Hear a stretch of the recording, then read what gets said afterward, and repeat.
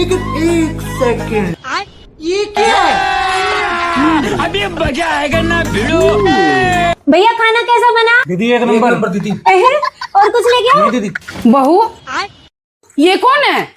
ये तो मम्मी जी बाहर शराब निकाला था तो मुझे कौवे नहीं मिले तो मैं 2 कलवे ले आई। पर श्राद्ध किसका निकाला है तूने?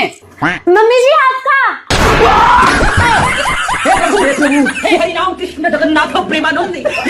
मम्मी जी मुझे याद था, आपने कहा था सामने वाली से 2 कदम आगे चलना। मम्मी जी आज उसने अपनी सास का श्राद्ध निकाला, उसने सिर्फ हलवा बनाया, मैंने 2 मिठाई बनाई, हलवा और रसगुल्ला। उसने 1 कौवा जमाया, मैंने 2 कौवे जमाए।